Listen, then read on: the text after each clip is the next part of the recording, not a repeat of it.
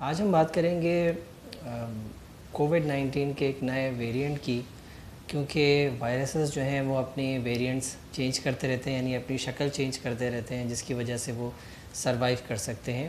تو آہستہ آہستہ کر کے وائرسز جیسے جیسے انوائرمنٹس بڑھتے ہیں، جیسے جیسے وہ لوگوں کے اندر انویڈ کر رہے ہوتے ہیں، تو وہ بھی لرن کر رہے ہوتے ہیں، اور کس طریقے سے ان کو اپنے آپ کو سروائیو کرنا ہے، اس کی وجہ سے وہ اپنی شکل چینج کرتے رہتے ہیں۔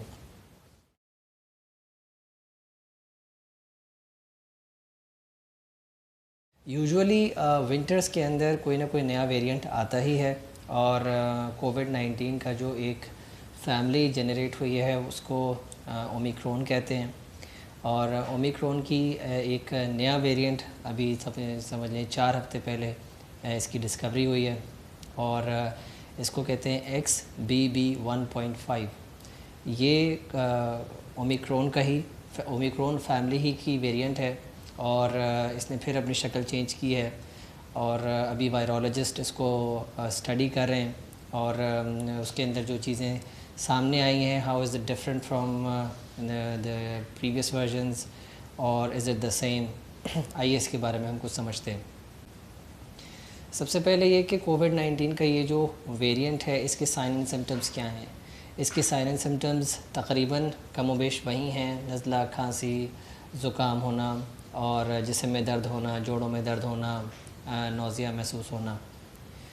اور اس کی جو اسپریڈیبلٹی ہے، جس سے ہم سب سے زیادہ کنسرنڈ ہوتے ہیں کہ کیا یہ اسی طرح کا دوبارہ سے ایپیڈیمک، انڈیمک تو نہیں ہو جائے گا، یعنی بہت زیادہ لوگوں کے اندر پھیلنا تو نہیں شروع ہو جائے گا۔ تو ظاہر بات ہے جب وائرسز چینج کرتے ہیں اپنی جینوم کو، تو وہ اسی لیے چینج کرتے ہیں تاکہ وہ اپنی اسپریڈیبلٹی کو بڑھا سکیں۔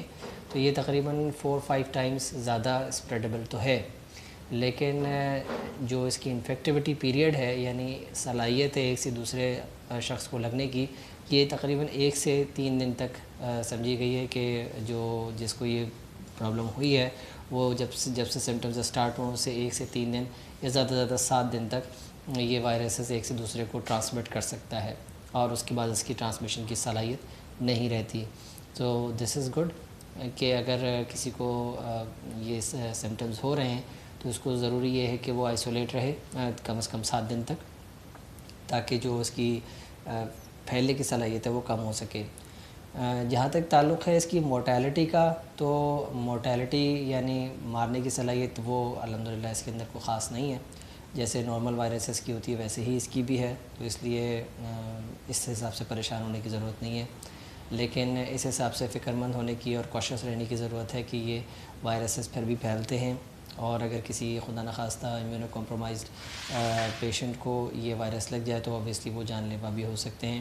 تو لہٰذا جو لوگ ینگ ہیں، جو بچے ہیں، جو بوڑھے ہیں، ان کو یہ خیال رکھنا چاہیے